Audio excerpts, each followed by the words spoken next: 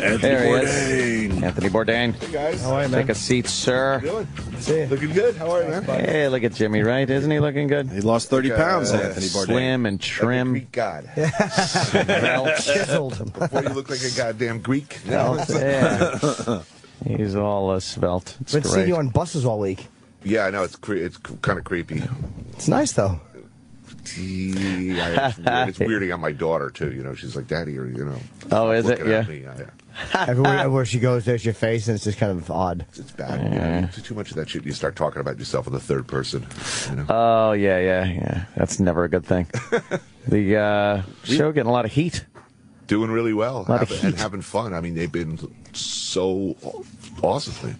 Yeah. Yeah. I mean, look, their standards and practices have come a long way. You know, I got to say prolapsed butthole on CNN. I'm doing pretty strong. Nice. And of course, the ATV footage was everywhere. Yeah, that hurt. What? Yeah, huh? I had bad luck on ATVs. That's That's like what, your second run-in? Yeah. Yeah. I mean, I don't know what I was thinking. Yeah, I was watching, and I'm like, you're going really fast, first of all, right. And going through water and everything, which to me seems, that's that unknown factor. I'd been out in the sun for like 4 hours to get these shots, and wow. I'm cooking. I mean, it's really hot. The sun's coming down. I'm dehydrated. I'm drinking beer. Where was this? This was in a remote area of Colombia along the Venezuelan border. And, I took a tight turn and went over. And, I mean, I just sort of drove my skull right into the ground. I mean, my crew tells me I ran over my head. I wasn't awake for that. But I remember I just felt so stupid that I was like, I got to get up and appear like nothing happened. Because I really don't want to hear the I told you so's. Yeah. That's the first thing people normally do is like, all right, let me get up and make it seem like nothing happened. Right. I'll just, no, I'm fine. And then meanwhile, you're not fine. I'm fine. Pardon me while I... What was the injury? What was the injury? Was it a concussion? I was out for a second, but, Holy fuck. Yeah, you got thrown. I hate that feeling. That just... Boom. It's that fast...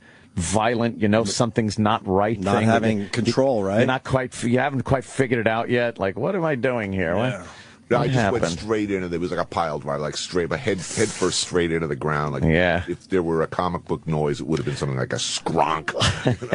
Yeah. Ozzy almost died doing that fucking. I know, right? Osborne. ATVs are rough, man. The first ATV accident I had. Who gets to use that in a sense? So the first time I was on, I think Jimmy Kimmel, and I showed that clip, and Ozzy was the other guest, and he's sitting next to me. And after the show, he followed me around backstage for like 45 minutes, like this doddering grandmother said, Anthony, don't do that again. Anthony, you could have died. So, Anthony, come here. And he grabbing my hand and running it along his collarbone so I could feel all the metal plates. Feel his injury. Oh, he's got plates? Yeah, he was personally like horrified by this thing, and just he just took it upon himself to bring me back to the light. You know what the thing about ATVs are too? You get on, you start riding, and at first you're kind of cautious, you're feeling it out, but in no time you really think you have it down. Yeah, like because you start going a little faster. You get your balls, and you're like, yeah, this is good. And meanwhile, you haven't been riding the thing more than 20 minutes. You've gone from very slow, just figuring it out, to now you're a pro, going off jumps, going through water, taking tight turns, sliding. Yeah. It's like, no, you're not good. No. This thing is overpowering you. And then you got in the back of your head, you got to get some good footage for the TV show. Well, that too, yeah. Yeah, there was that. Were you driving worse than you should have because you knew the camera was rolling? Probably a little Compared bit. to what? I suck. I mean, I should be on one. Like, oh, man.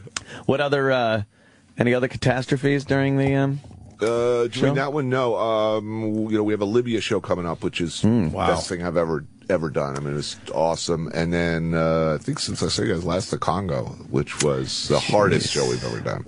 Yeah, huh? What made the Congo hard? There's probably an obvious answer 29 there, different rebel groups. Right. And, just shit goes wrong at every turn. I mean, it's a country without really much infrastructure. And the worst case scenario, like if things go wrong, like you're robbed or extorted or something, or you get a flat tire and you find yourself in the middle of boobies. Robbery and extortion's in the same category as a flat. The worst case scenario is that the cops or the army come to help you out. Then, oh, really? Then it gets really bad. Why is that bad? They're pretty good at, rape and murder are pretty much, the specialty. For the cops in the military? Bad.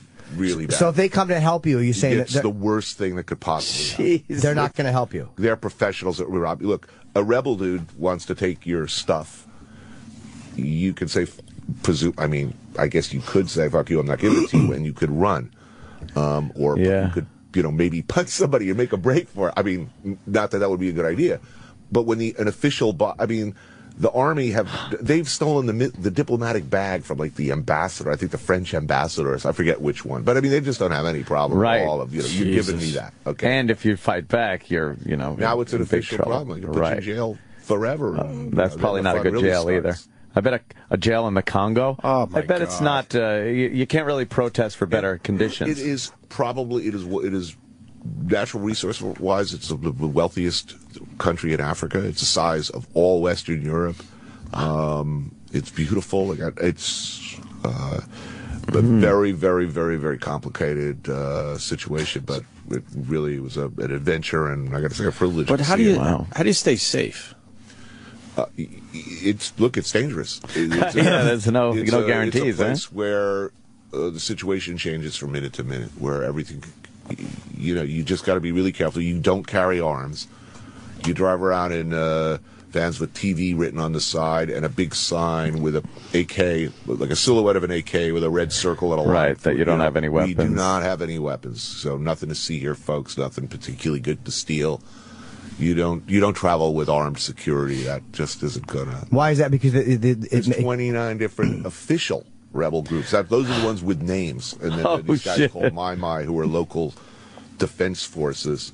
You just make yourself a big fat target if you're in any way armed. I mean, you have security people, you have local fixers who sort of, the idea is to argue your way out of a situation, finesse your way out of a situation. There's a lot of. You did have a fixer, or you didn't? Yeah, you have to have Congolese who are looking after you, who know, okay, this guy needs 10 minutes of FaceTime, a lot of handshakes, and maybe a fruit basket. This guy's a problem. Time to get in the van and get out of here. Wow. Like, who was the problem? Would it be like a local chief? Local security, whoever the sinister local, head of the internal security ministry is, but.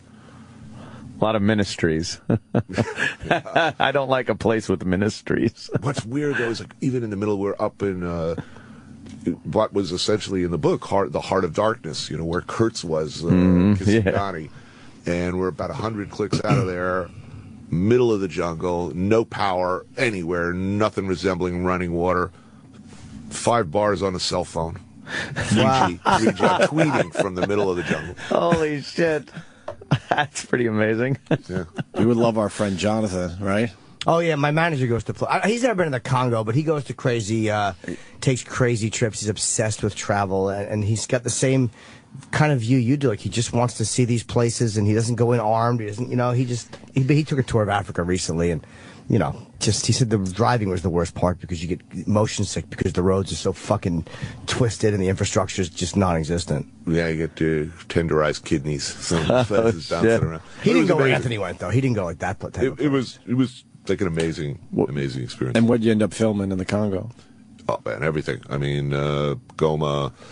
We start out in Goma in eastern Kivu, which is a very contentious area, and then sort of centered on Conrad, Apocalypse Now, the Heart of Darkness, and the kind of took a look at the history of the Congo through the Congo River, and it's a lot of history to try and discuss in a visual way, because most people look at the Congo and they just throw their hands up in the air and they say, it's too much. I can't. How do you explain this in 3 minutes, much less 42 minutes?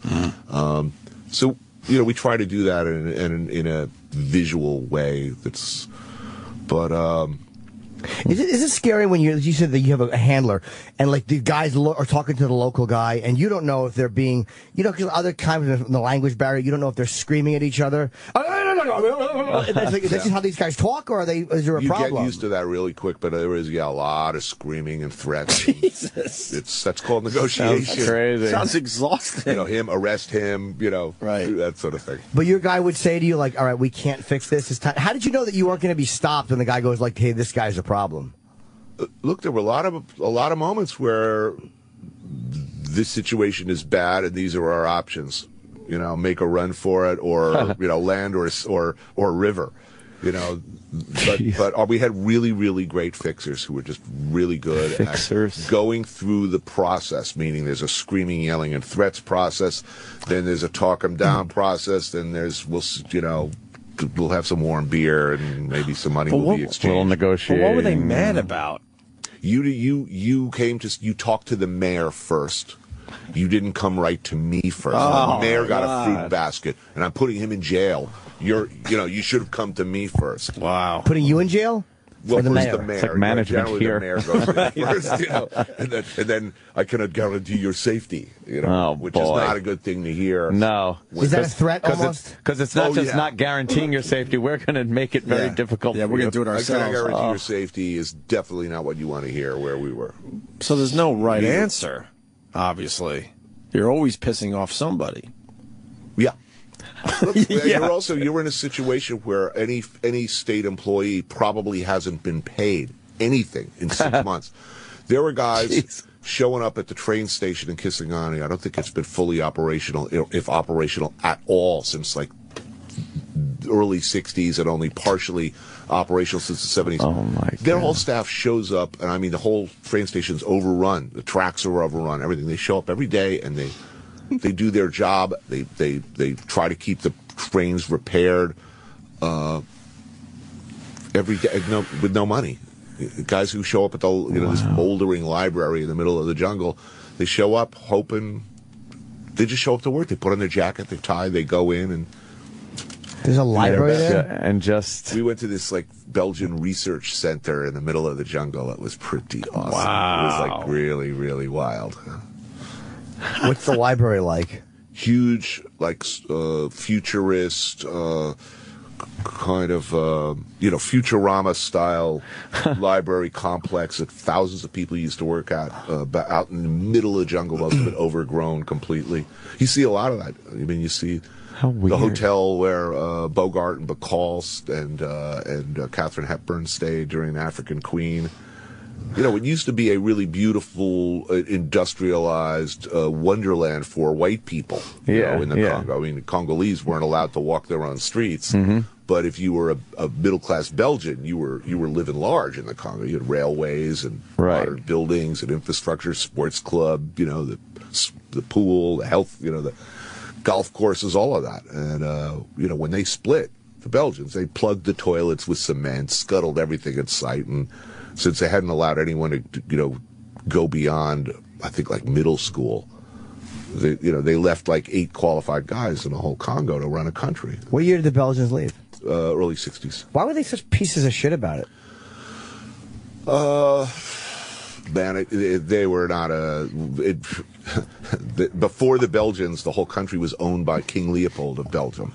And he basically killed half the population, pushing them to collect rubber and ivory. And if you didn't bring in your quota for rubber by hand tapping it and extract, they'd cut your arms off. Their people were paid by the arm. This was in the 20th century. It's kind of like kicking over the sandcastle before you leave the beach. Right. Not uncommon. A lot of guys in Africa. It wasn't just the Belgians.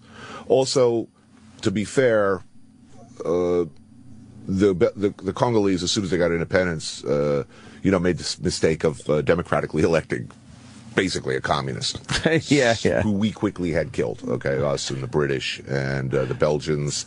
And so we were not too eager to see them succeed, particularly given the large uranium deposits in the country, which we did not want to fall in the hands of the Russians. So, it did not make us unhappy at that particular period of time that the country was not working. So without the colonialism there now and stuff, what is the issue now? They're surrounded, they're bristling with diamonds, gems, natural resources that everybody wants. They've got neighbors like Rwanda with huge displaced armies who've been kicked out of Rwanda, now running around in the Congo, because the last president, any president actually, they can't rely on their own army. Anytime they have problems within the country, they make they basically rent out or sell off their national resources to neighboring countries who send in armies to ally with the current president, and then hang around and make sure that they get to keep stuff. So there are all of these surrogate armies controlled by the neighbors, as well as all these Looney Tune little breakaway groups who 1 minute, 10 minutes ago were working with the army and the national government, and are now allied against them. Have you ever thought, like, what's the solution here? What would be the solution to get a viable world accepted country there? It's so big. That's the problem. I mean, it's the size of all Western Europe. I mean, the capital, and most of it's jungle, so it's really, really hard. Look, they need a large functioning management class for sure. Mm-hmm. But we can hardly pull that off in this country. So. You said something back there that everything's being overgrown. Yeah, that must have been really cool to see. It's hauntingly beautiful, right? To see, And the Bogart Hotel where they stayed, that's one of the places that's completely overgrown? It's a squat now, but it was called the Pourquoi Pas Hotel. And did you get to go reading inside Hepburn's memoir as I'm, looking at it. And, did you go inside of it? Yeah. And it's just being overgrown. Well, I mean, there's squatters living in it. Wow. Yeah. Jeez. And that library is not used for anything anymore, right? There are a few, there's still a few Congolese students who were trying to make use of that research, and it's heartbreaking. People are trying, but it's really, really tough. That's a situation where you fight to live every day. Yeah. And, has that given you how has it changed your perspective of the United States at all when you see stuff like that? And it's stuff that, only a small percentage of people in America would even see that. How has it changed your deal with? If I hear somebody whining about writer's block, I'm not too sympathetic. Right. When you see how hard people will work just to stay clean, how hard they'll work to maintain their pride, clean clothes, clean body. That's it's not what you expect. Does it give you more patience here? Are you more patient with things, or you got to? You're thinking that there. When the ferry goes out and it's another 7-hour wait to get across the river, and that's every day. Right. You think, I'm never going to yell at a traffic light again. Yeah, the 1 minute that it's taking. God damn it, I missed the light. Man. So we've been mixing it, look how easy I got it. We're bitching about, oh God, if I just one toilet, one good shower. Right. But that's for what, a week, 10 days? Next show I'll be in Spain, eating tapas and drinking red wine. So. Have you taken a lot of shits outdoors? Yeah, we're professionals, man. We got it all figured out. We're real good at all of these things you never thought you'd have to learn. We're getting real good at. Yeah, the al fresco dump. Yes.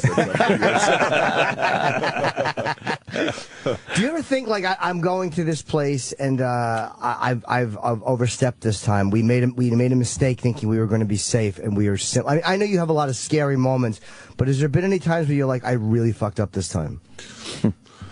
Me, no.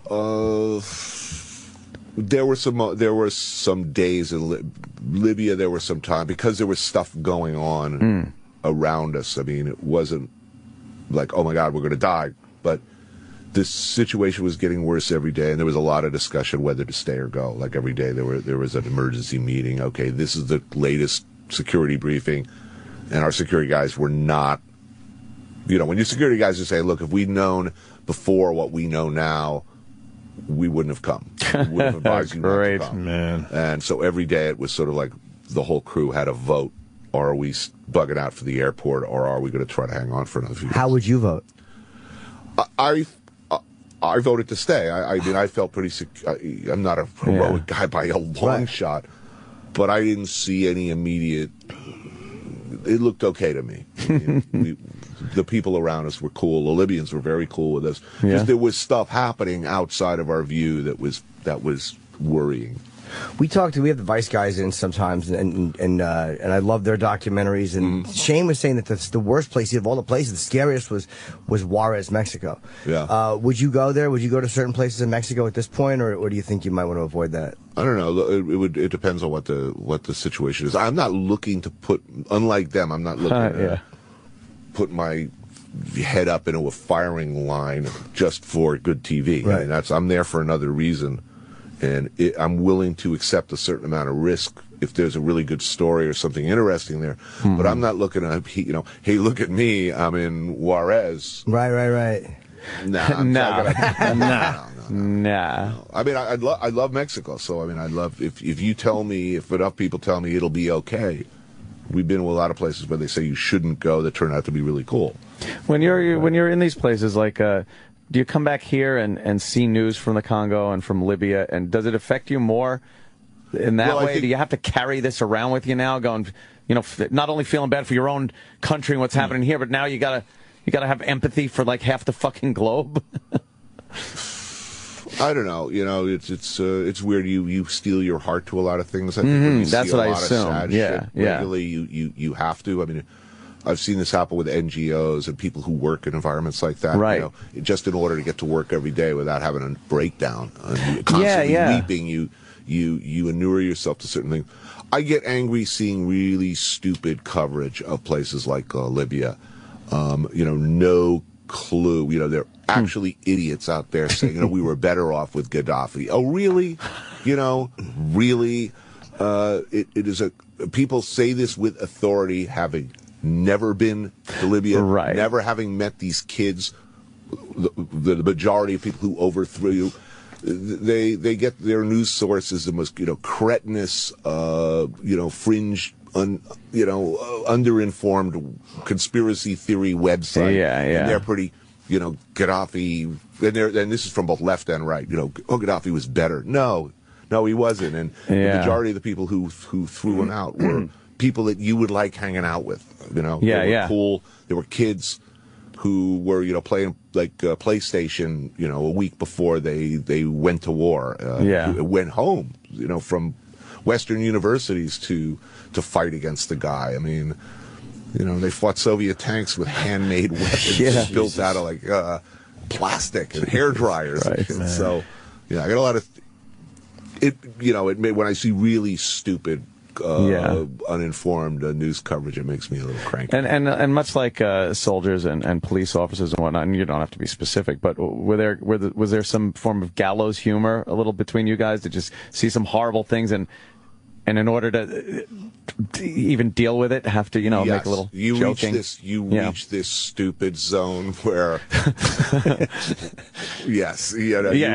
hear point. You. It's like to cope.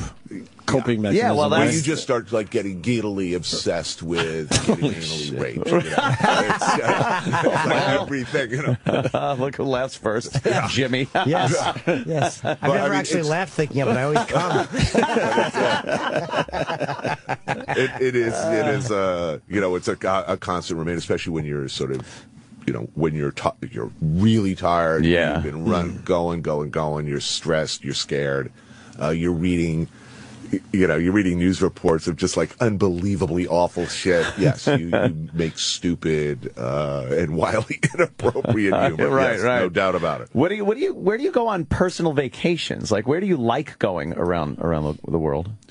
Look, any beach where I can just stay put is good for me. Nice beverage on the beach this summer. Just hang out with the family, and then I'm not doing anything.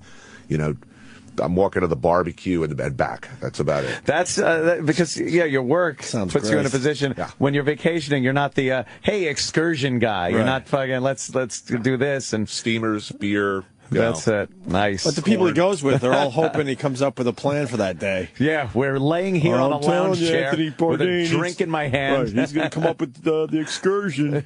Hell no. I'm going with my family, and it's like, Yeah. I'm not social at all. I don't.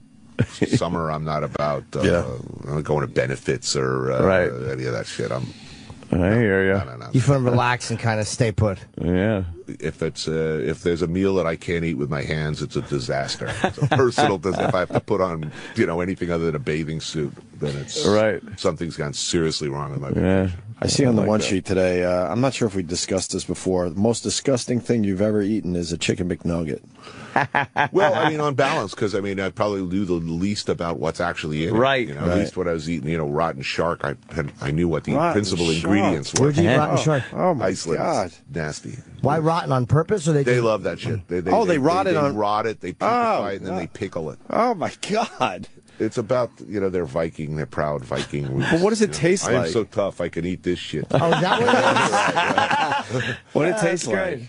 Is there any way? It tastes like rotten shark. If I had like a tiny little nubbin like this here and here, this stent, you would all be, dude, I can't work here. I got to scrape the brown off the bottom of my salmon. I can't even handle that. Like that? No. This would just absolutely. Oh, my God. Yeah. Do they like it? The probably younger tell generations there say, I don't eat that shit. Oh. But it's like lutefisk, that they eat that out in Scandinavian areas of the country. It's really stanky. And what is lutefisk? Same basic. Do they put it on something, or they eat it raw with a fucking fork? Ugh. I've seen shows where they've eaten that disgusting. Can we find rotten shark in New York City? Yes. Oh, absolutely. We got to try this. Get it. E-Rock's got it. Yeah, or lutefisk. It comes in a can. You can. Oh my God, E-Rock, would you do this? It would be like an anti-personal weapon. You open that up in here, it stench out the whole room. You're done. You're done. How the fuck do they stay in business? They like it. It's fucked up. But they actually enjoy the taste. Yes. We got to get acquired some. taste, I would gather. We got to go get some. Gefilte fish, I think, right? I think I tried that at Dice's house during Passover or whatever. It was fucking repulsive. Yeah. Yeah. No, it was terrible. It didn't taste like that. No. But there's certain ethnic foods or certain cultural foods. I don't know what it is that makes you okay with it, maybe when you're a kid, but I just can't stomach it. I can't even do sardines. I like a good sardine. My in-laws I'm all over that. My in-laws will gobble that shit up. I can't do it. Hey, shalom, you cocksucker. Eat this shit. Oh, we got to try that. E-Rock, you up for trying some of that shit? I don't know if I could stomach that. Sure you can. Seafood is not really. That's a yes. Let's send the intern out. Unless it's krill. Yeah, what's it called again? Let's go get it now. Where can we get it?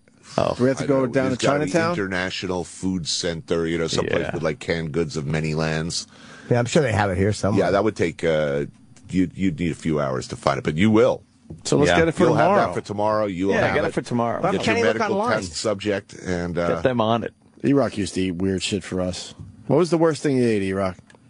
Do you remember? I don't know. Head cheese was pretty bad. Oh, you'll look back on that fondly as golden time. Sounds great. Like it's a nice blue cheese. That'll be like the time you had sex with a supermodel compared to, Wow, Anthony Bourdain's not fucking around. Oh, no, that sounds That's bad, huh? They don't touch it. Even the guys who prepare it in Iceland, they use like the rubber gloves to put it on the plate.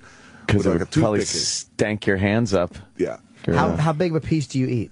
like a paradise. Wow. Oh, they don't eat a giant hunk of it. You probably No, it's more of a snack, and you intersperse it with shots of fire water. Potato chips are a snack. That's not a snack. I wonder if they put it on crackers or something, like caviar. I don't know. Am I white trash? What do you eat caviar on? You don't eat it on crackers, do you? A blini, actually, a small buckwheat pancake, possibly with a garnish of sour cream and chives, maybe some separated, hard-cooked white and yolk of egg, little diced red onion. Is it good like that, the caviar?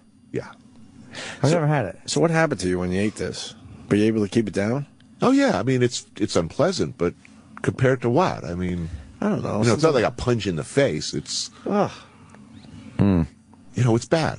Yeah. It's bad. It's bad. It's like anything else that you eat that's bad. Sure. Yeah. It's terrible. What? How old were you when you first started traveling on your own? 44. Really? So you were just pretty much a homebody kind of a guy? No, I was working in restaurants 14 Yeah. hours a day. Well, yeah. But I mean, I'd been to France for a few weeks out of a few summers. I'd been in the Caribbean a few times, but that was about it. Yeah. Wow. So, yeah, big change for me. So it was, work that took you around the globe. Well, I mean, I made sure I worked to make sure that was my work. I said, look, the book's doing really well. I got to cash in on this. I got to, I made a success by writing about my life, and I only got one of those. So you got to make some more. I figured of it. Got to get somebody to send me out there to have adventures and do all the shit I always wanted to do, and then hopefully I'll have something to write about. And that ended up being, 13 years later. I'm still doing it. You like colder climates or warmer climates better? I'm a warm. I hate clean, orderly countries. Yeah. Switzerland would be a living hell to me. I hate alpine vistas, clean streets, functioning, crime-free societies. I like hot, messy, dysfunctional, passionate societies where people yell at each other and serve delicious, spicy food.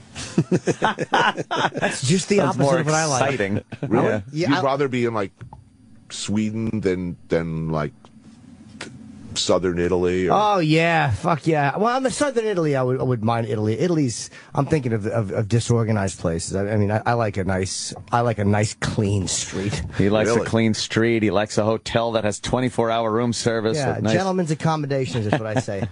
Yeah, I mean, look, I like some good plumbing, but clean streets. I can hear the jackboots coming. You know what I mean? It's if it's all too. You have no crime here in wherever. Right. They wear lederhosen in places like that. I like that, though. Is there a place you haven't been yet that you want to be? Iran. I'd love to go to Iran. If the government is, we'll see how that goes. You probably get Oh, you can go in. I just, if they loosen up a little bit, right now it's a hostile environment to say the least. But the people is supposed to be awesome. The country is supposed to be great. It's supposed to be easy to get around there. The people are lovely. The food's amazing. It's a beautiful place. It's just a really fucked up government. I've heard the youth of Iran loves America. They're young. It's a very young country. I think the vast majority of the population are under 28. Yeah, and they really like what we do here in America. But for some reason, they can't figure that out. Get some of that going over there. Yeah. Well, it's a tough situation. What about North Korea? Would you like to go there? I think it would be poor taste to go to I'm known for food shows, and there's not a lot of food there. They're not going to let me see much interesting. Yeah. You get these handlers in situations like that who are, look at glorious buildings of revolution, That's not one. What about Southeast Asia? I've been everywhere there. Everywhere there, right? Favorite part of the world. Yeah. Vietnam, Cambodia. I think it's a great country to see, Vietnam. I've never been to anywhere in Asia or anywhere in the world, actually. The best. It's so great. The food is good? Amazing. I want to eat Indian food, too. The one fucking episode of The Sopranos wrecked me where he gets sick on Indian food. I've been offered to eat Indian food. I've never tried it, and people say You've never had Indian food? I've never eaten Indian food. And Indian you live in New food. York? Never. You have a sheltered life, man. I'm afraid I'm going to get a bad piece of whatever. So what? It's a little extra time on the Thunder Bucket. So what? Dude, I don't like being sick. I don't like. But what's a good Indian place and good Indian food? Oh man, I can't give you. Or good food. What's good food? Good Indian food. Just eat everything. It's all good. I mean, maybe you'll get the shits, but it's not gonna. You're not gonna die. Yeah, the shits aren't fun. I don't want the shits. I've gone to a couple of places. Wait a minute. Let me give you an example. The street fairs with the tube socks and the dried spices and the same crap, again and again and again. Yeah. You're walking down the street and you smell that sausage, the hot and sweet sausage with the peppers and the onions. Doesn't that smell good to you? Sure. It smells good to me, and I know every single time it's going to be, 30 seconds over Tokyo, I don't care. You don't puke, though, right? No. Just shit. You get a little gurgling. It's a freckling the bowl situation. I don't care about freckling. He doesn't care about getting the runs. No. You get a little percolating going. Yeah. Street gyros, that's a pretty high likelihood of problems. Yeah. Of problems. Yeah. You know, it's really just a scheduling issue. Right, if you have some time and you can mind, freckling the bowl is probably the best way. I love that. Yeah, that just took the top place over spraying mud. I like freckling the bowl. Yes. Hey, there's photos of you at UFC for the weekend over Saturday. Did you enjoy it? I thought the Big Country was an amazing That fucking knockout. overhand right is a thing of beauty. It was incredible because he's up against this guy who looked like a gladiator. Czech Congo, yeah. It was really that was impressive. It was just a weird night. I mean, there were a lot of disqualifications and early stoppages over eye injuries. A broken thumb, a broken toe. Did you see the broken toe video yet? So bad. Well, I thought I was right there, and what was amazing was.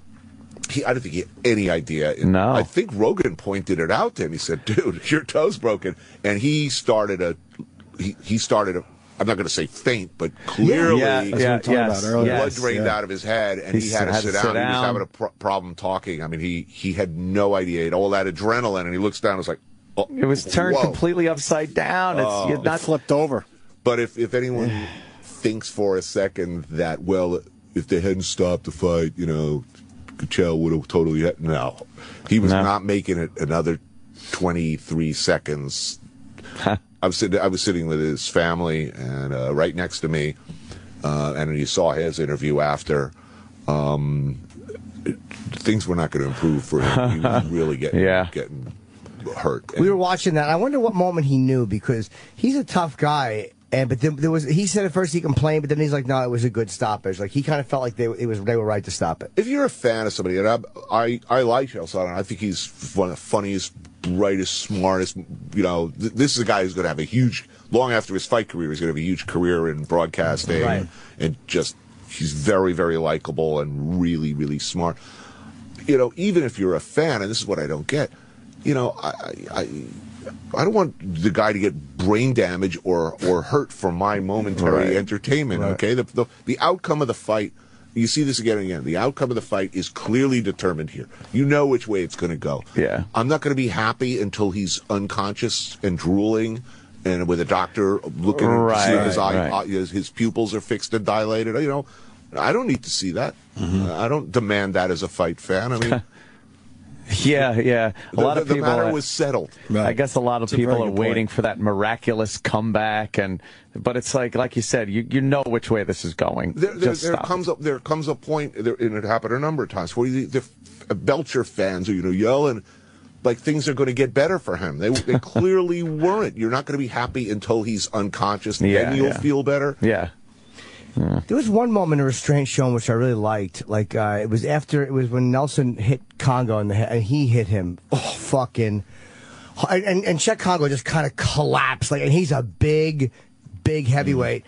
And then as he's kind of going down, Nelson hits him again, which is very standard because he's still. But then he went on his back, and Roy came in and cocked. And he didn't hit him, which I liked because he was so clearly out. And Nelson could have got off another shot and been okay and been justified. But I like the fact that he didn't do that, because it's like, man, you got to realize if a guy is out like that, you could really fucking hurt him. And he didn't do it, which I liked.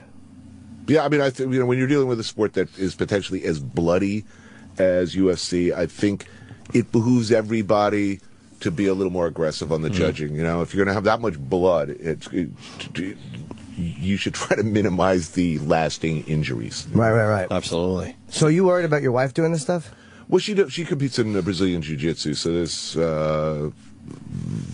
getting punched in the face is no. But she just did really well. She was just at New York, just won gold at the New York Open. Oh wow! Class. Wow! So very, very happy, and I think she's going to be competing a lot in amateur circuit over the next few months, and she loves it. Do you like the women? And I like watching the women fights. I didn't think I'd like it at first, but then you realize that they bring it. There's none of that dancing around. I'm going to win on points here. They go at it, and I think Rousey's really exciting. Yeah, she's great. I feel they have something to prove. I'm sure they we got to really put this over the top. Yeah, and it's not like the women's boxing used to be, where it just looks like a bar fight with people stopping. These are really good fighters who with really good, precise form. And look, I'd like to see the Ronda Rousey Steven Seagal fight. I would pay big money to see that, and I would totally bet on her. Yeah. I would like to see her totally choke that hump out. Why? Did he say something about her? No, she said something about him, I think. Oh, you know, he was, I don't know, she was a, you know, sort of a joke of the moment thing, but personally, I would be curious to see how that fight went. That would be great to see. We had her in, and she did like an arm bar on me, and I was worried because, like Anthony said, you worried about, well, it's the one where they have something to prove, but she was very gentle, and she was really a lot nicer than I thought she'd be. But again, there's no, well, I'm a man, she's a woman, so I could technically, she could kick the dog shit out of me and relatively easily, and I kind of sense that in that moment. Yeah, it's awful. I mean, I live in, my daughter's 6. But she already does mommy's taught her arm bar, choke, triangle, so like I'm running around. It's like at any moment, these 2 women in my house could be, arm barring me or getting their hooks in, Do you feel happy that your wife can defend herself too? You feel like safer for her, if anything ever happens, she's capable. Oh, yeah. Yeah, I really feel bad for anybody who would, make the mistake of even getting lippy with her. But it's also nice to know that,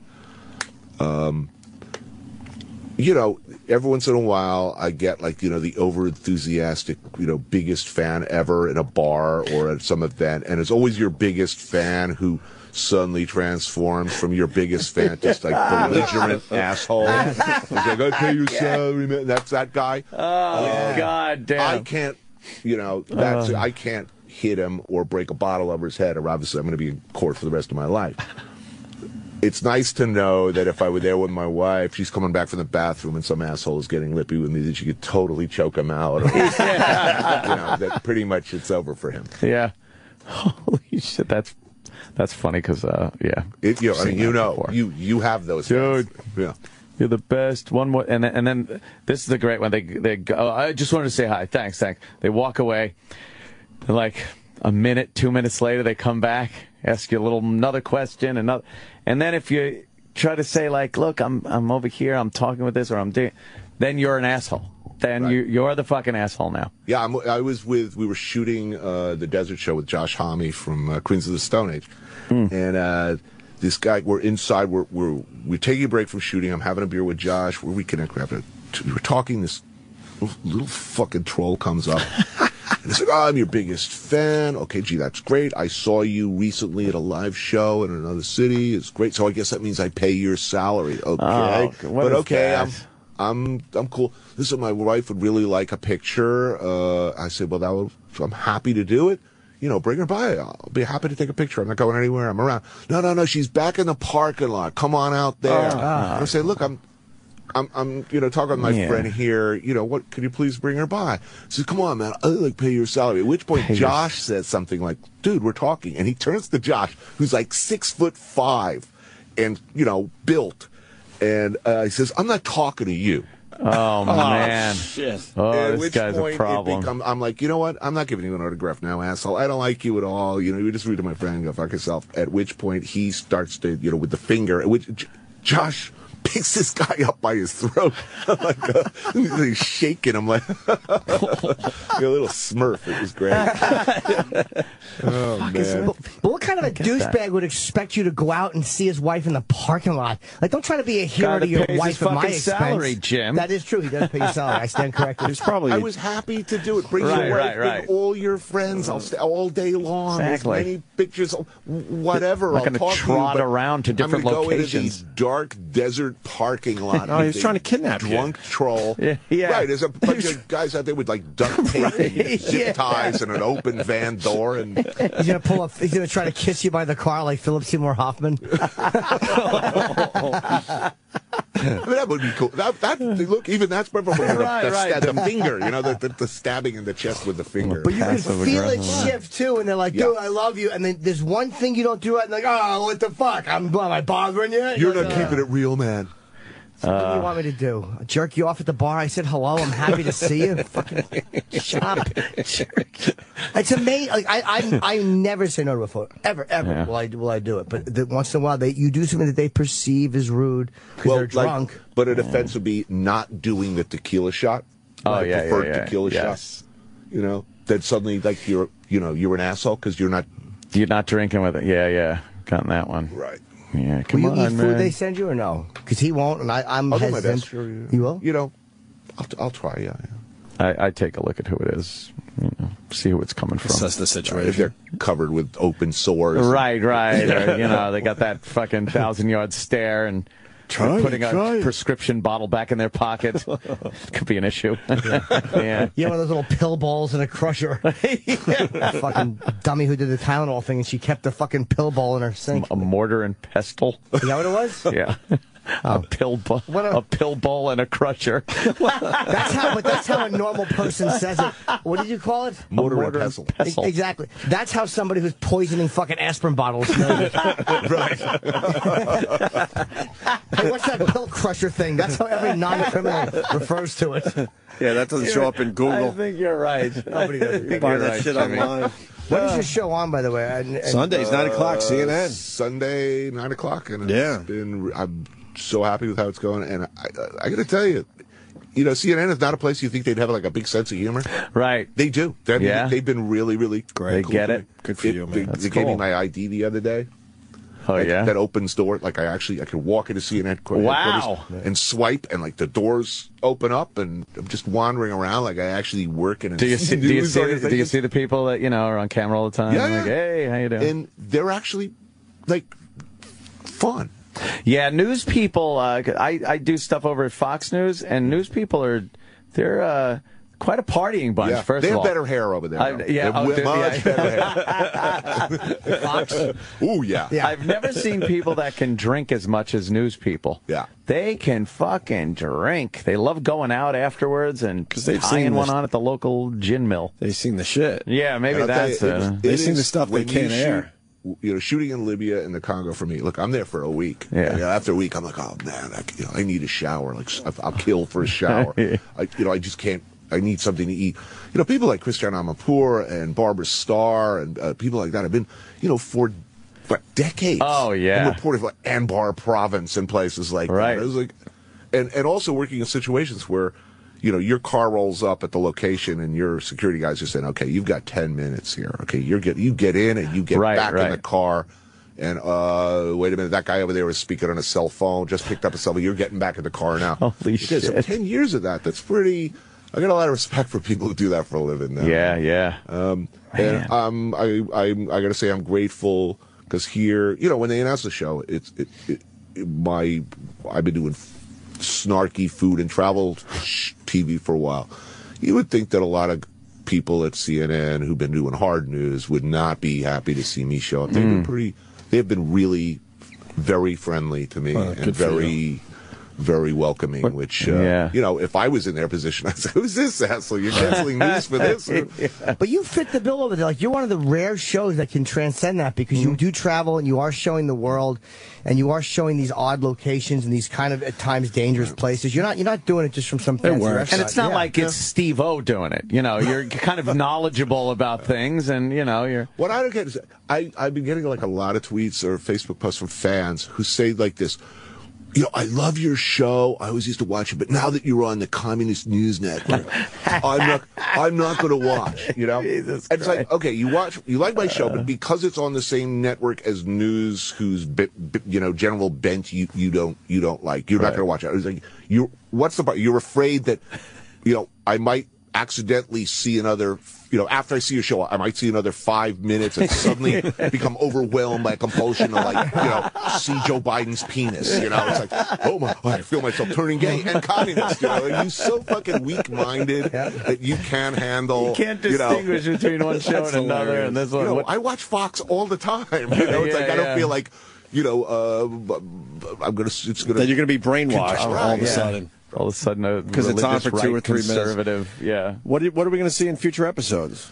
Let's see. With Congo, Libya, next week is a truly terrifying, over-the-top Quebec show. I mean, just an assault of delicious food that will really frighten people.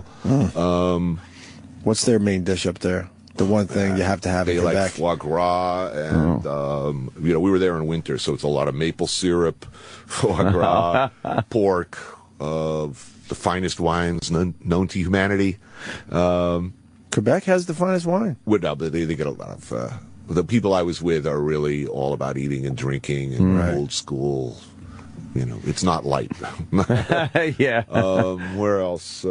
Tangier, the week after that. So we're, investigating the whole burrows and bowls and how to make keef and majun.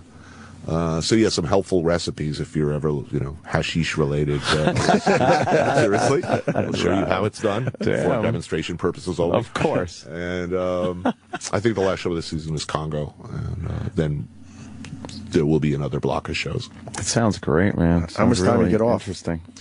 Between the seasons? Well, we have a bunch of stuff in the can, but So does Jimmy. I'll have like a month this summer. Good for you, man. I've been doing speaking tour in between. So Keep him busy. yes, indeed. Always. Well, we got to Man. take a break. It's I always a gotta pee. pleasure, man. Yeah, I Thank love you guys. having you in. It's always We're all big fun, fans. You know that. funny, adventurous. Yeah. CNN on Sunday nights, 9 Parts p.m. Unknown, it's called, obviously, with Anthony Bourdain Sundays. Yeah, 9 o'clock. And if you're not CNN. sure what time it's on or what channel, just look out your window in New York. It'll be on a fucking bus going by. I've seen Anthony Bourdain more in the last probably 2 weeks than I have in the entire years you've been coming in That here. was pretty cool. They're promoting something we don't know much about here at Sirius XM. It's nice to see. We had promotion once. We were on buses once. I That was remember kind of that. cool. Yeah, Once. long time ago. Yeah, ever since you've been under them. Yeah, they throw us under them now. That's And Bourdain on Twitter, Bourdain. Bourdain. Anthony Bourdain, thanks, brother. Thank you guys so much. Always fun.